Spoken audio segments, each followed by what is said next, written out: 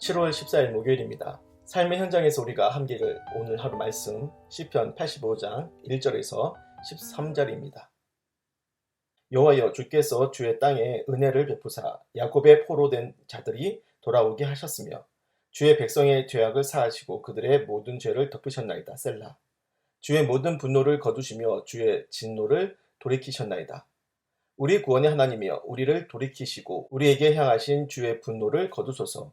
주께서 우리에게 영원히 노하시며 대대에 진노하시겠나이까. 주께서 우리를 다시 살리사 주의 백성이 주를 기뻐하도록 하지 아니하시겠나이까.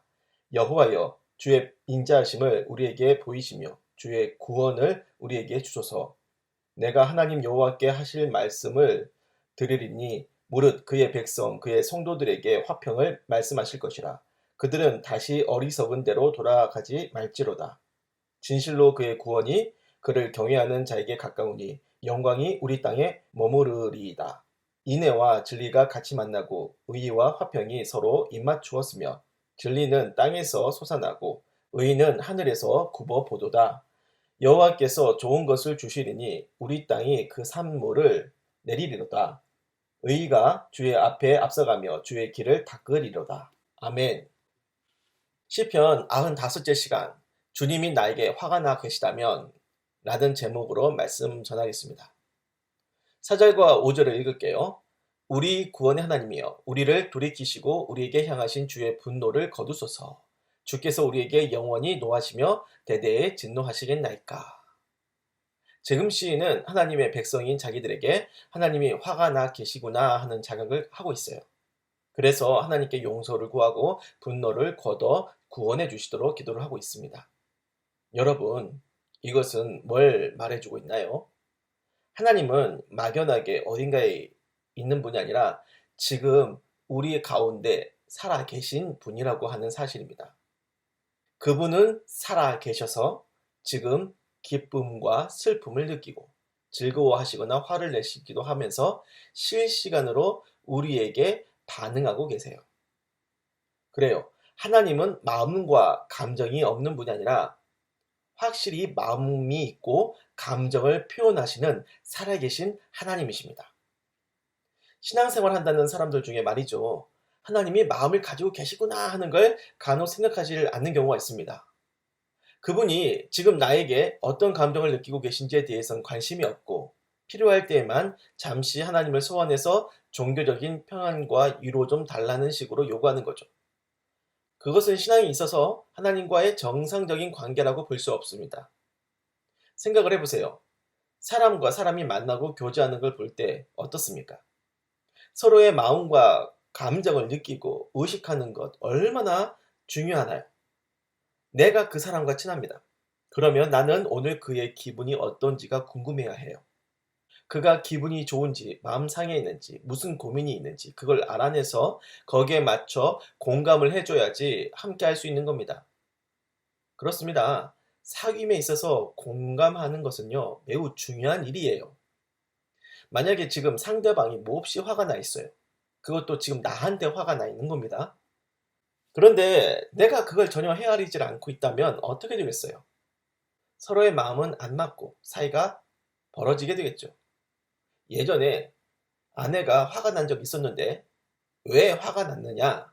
기분 좀 풀어라. 그렇게 말을 했습니다. 그런데 아내가 도리어 화가 더 나는 거예요.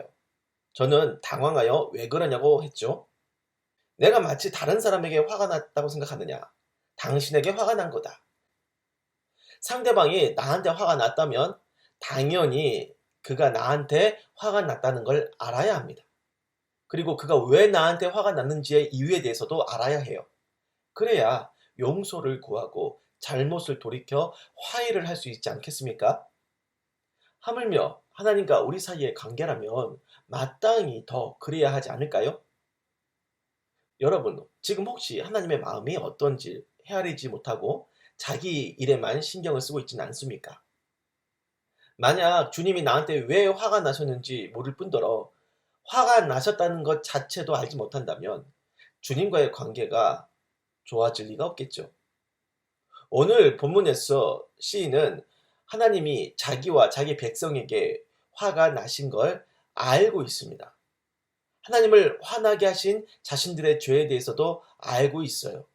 그래서 진심으로 하나님께 죄 용서를 구하고 죄에서 돌이키면서 주님의 분노를 거두어 주시도록, 고통에서 구원해 주시도록 기도를 하고 있습니다.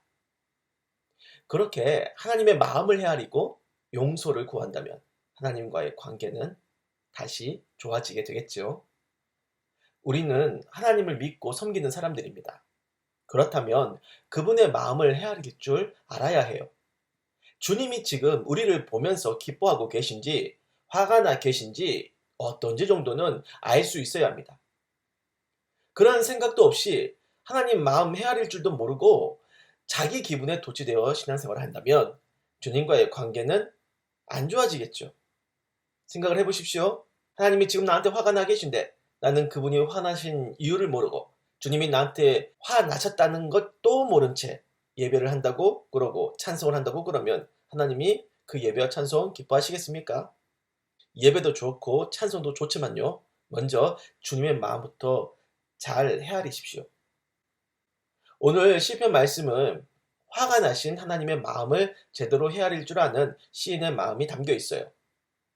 요즘 세속적인 신앙인들 보면 하나님이 어쩌다 한번 화가 나신 게 아니라 그들의 행동 때문에 너무나 많이 하나님을 화나시게 하고 있다는 생각이 드는데요. 그 사람들 중에서 어느 정도가 그분의 마음을 잘 헤아리고 있을까? 이러한 생각을 해봅니다. 만약에 주님이 여러분에게 화가 나 계신다면, 아, 주님이 나한테 화가 나셨구나. 왜 주님이 화가 나셨지? 최소한 그 정도는 느끼고 생각할 수 있는 신앙 정도는 되시기 바랍니다. 그래야지 하나님께 용서를 구하고 자신의 잘못도 돌이키고 하나님과 관계가 개선될 수 있지 않겠습니까? 그렇게 주님이 여러분에게 화가 나 계신다면, 아, 주님이 나한테 화가 나셨구나. 이것을 알 수 있는 센스 있는 신앙인들 되시기를 주님의 이름으로 축원합니다. 기도하겠습니다. 예수님, 당신은 늘 우리의 마음 작은 것 하나라도 세심히 헤아리시고 배려해 주시는데 우리는 주님이 지금 기쁘신지 슬프신지 당신의 기분에 대해 너무나 무신경한 건 아닌가? 그런 무신경함이 주님께 무례를 행하고 죄를 짓고 그래서 화가 나 계신 건 아닐까 하는 생각을 했습니다. 그러한 둔감한 신앙생활은 하고 싶지 않습니다, 주님. 당신을 사랑하고 섬기는 자로서 우리가 주님의 마음을 헤아리고 공감할 줄도 아는 센스 있는 그리스도인들 되게 하여 주옵소서. 예수님의 이름으로 기도를 드립니다. 아멘.